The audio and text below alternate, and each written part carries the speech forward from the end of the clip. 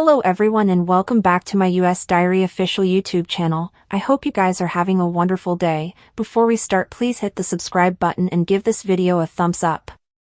Brooke tells Ridge she can't stay, she has to leave. She doesn't know why she came to Capri with him. There are too numerous recollections. He coaxes her to stay. Brooke complains that far and wide she turns, someone wants to take filmland of them. She has to answer question after question about him and Taylor and their ridiculous engagement. Well, squinch you. She's going to run off with Nick and forget she ever met him. Ridge tells Brooke, it's going to be okay. She says it's not, this was a mistake. Ridge says everyone is thrilled to see her. Brooke says Ridge isn't. Nick, meanwhile, wants to sweep her off her bases.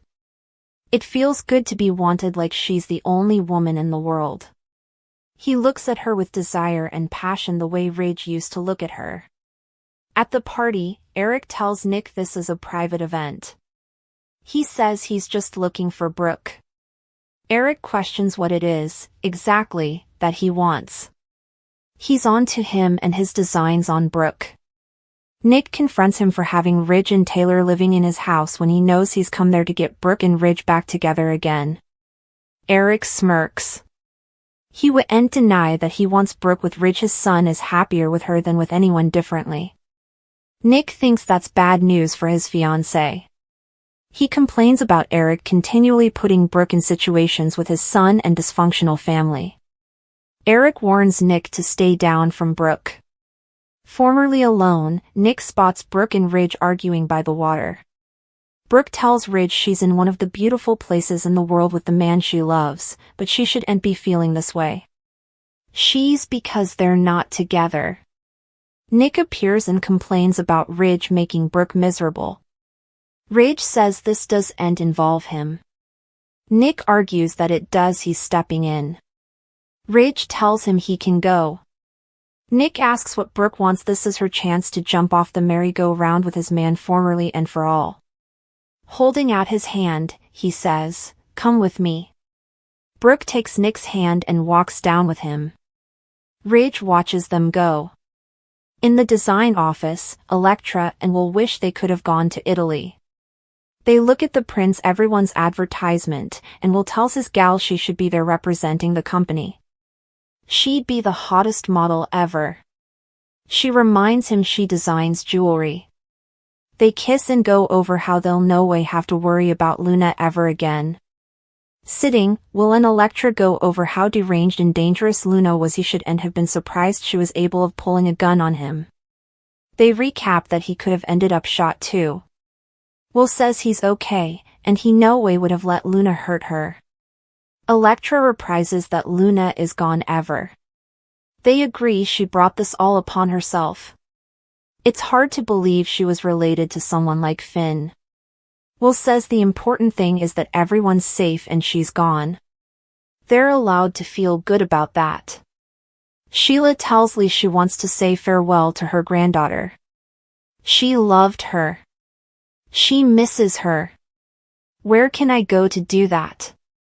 Lily tries to give her the encounter off and just wants her takeout. Sheila wants to know, where is she? She reminds Lee she's not the adversary and tried to help her. Lee snaps, there's nothing you can do for her now.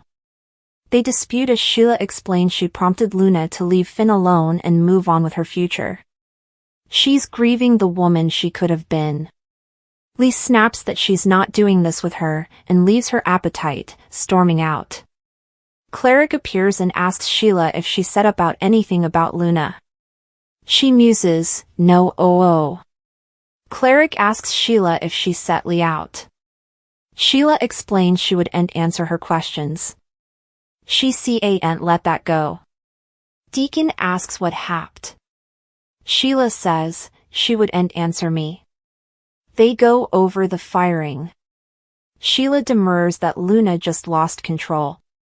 Sheila says she and Lee are both grieving. All she asked was to visit her granddaughter to pay her final felicitations to her. Lee just got all ticklish with her. Cleric prodigies if she resents it like she does with Sheila and Finn. Sheila says no. She can't put her cutlet on it, but commodity is veritably out with Lee. Cleric points out it's a weird situation for everyone given Luna was a violent miscreant. Perhaps a part of her is relieved. Sheila's not at all and wonders why Lee is keeping her in the dark when she just wants to say farewell to her. They had a connection, and she watched about her. She feels like she knows what drove Luna to do these effects. Deacon warns that's not commodity you bond over. Sheila insists she had a good side too. She saw it and it reminded her of her son. Luna was smart, ambitious, and funny. She flashes to hugging Luna and the two of them participating laughs. Sheila laments that she's gone and nothing anyone can do will change that. At Lee's place, Luna lies unconscious, hooked up to tubes and observers. Lee arrives and finds there's no change with her granddaughter. She coaxes, "Come on, Luna." She looks like the little girl she remembers. The little girl with so important eventuality. What happened to her? How can you look so peaceful after causing so important pain? She coos, "Open your eyes, Luna." Lee urges Luna to hold on and fight. She laments that she no way really had a chance in life being raised by her horrible family. Stability in chaos is each she's ever known until now. She's sorry she wasn't more involved in her life, but now she's there with her. "I wouldn't let you die." Lee cries out, "Luna! Luna!" The nanny says they're losing her as Lee does casket condensing. "Come on, Luna!" Luna flatlines and Lee tries to shock her. "Don't you dare die on me now, Luna." Nozawa power. She gets her reverse and sighs with relief. Lee announces she has to call her family as Bridget takes over, prompting Luna to stay with them. Steffi meets Hope and Carter in the hallway when they arrive. Hope cries that Finn has to save him. That's their daughter's pater. In there. Steffi updates them on Luna shooting Sheila and says he's alive because Liam arrived and saved her. He said he'd always cover them and he did. She doesn't know how he got the gun from Luna, but he did. When she dived at him, he shot her. He used every last bit of strength to save them from Luna. She allowed. He was dead, but now the three of them are in surgery. She takes them to the observation window. Finn can't stop Liam's bleeding, and he goes into shock. Finn pleads with him to hang in there. Finn declares that they can't stay any longer. The pallet needs to come out now. He's suitable to remove it. Steffi, Hope and Carter enter and Hope whispers, "Please make it through this, Liam. We can't lose you. We need you." Lee and Bridget work on Luna and remove the pallet. The croakers. Phenomenon that Luna is alive though she has a long road of recovery ahead of her. Lee warns that Luna's not out of peril yet. Bridget knows she could still suffer postoperative complications. Bridget offers to take her into recovery, but Lee tells her, "I've got it from then, formerly alone." Lee says, "You didn't earn this, Luna." In Sheila's room, she comes out of her anesthetic and Grace recaps what happened to her. She tells her she's going to be all right, and her surgery went well. "You got veritably lucky, Sheila." Grace adds further antibiotics to Sheila's treatment and warns she'll feel more pain as the anesthesia wears off. Sheila asks if anyone called her hubby. Grace says he's on the way. Sheila can't believe what happened. Grace is sure it was veritably traumatic for her. Sheila asks how Liam and Luna are doing. Buckingham doesn't have an update and urges her to concentrate on herself. Sheila jokes that at least she still has 2 bases. Deacon rushes by and hugs her. Cleric can't believe Sheila's own granddaughter shot her. Sheila demurs that she was hopeless and just wanted to get Steffi's attention. She tried to take the gun from her, but in the struggle it went off, and then I am. Cleric wishes he'd been there to cover her. He'll stay right by her side. Sheila asks him if he's heard about Luna and Liam. He's soliciting for Liam, that's for sure.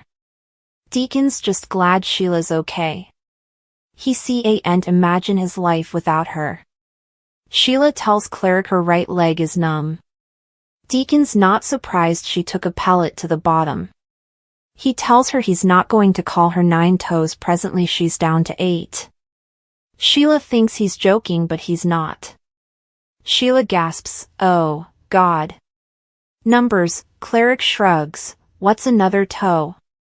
She laughs. Finn has him stabilized and nearly closed up. The nanny gushes that Dr. Finnegan saved his life. Finn tells everyone, "Good job," and thanks them. He also joins Hope, Steffi and Carter to tell them Liam pulled through. Barring any complications, he should survive this. Steffi throws herself against Finn's casket. "Oh, thank you." Finn monitors his vitals and tries to get Liam to wake up and answer him. Steffi and Hope come in. Finn tells them he may be sedated for a while. They want him to rest. He's stable but is still battling for his life. They remark on him being through the ringer. Hope asks to speak to Liam and makes her way to the bedside. Pulling up a copper light, she tells Liam it's going to be okay and reminds him he promised to fight to be there for his girls. "Don't forget, you're so strong." She cries that he's going to beat this. "We need you, so you can't leave." "Not yet." "Not now." Steffi walks over and hugs her as she breaks down. Poppy arrives at the sanitarium and asks to see Luna. "I'm her mama." Steffi, followed by Hope and Finn, walks over and says, "Do you have any idea what your son has done?" She tells her that she shot Sheila and Finn just removed a pellet from Liam's body.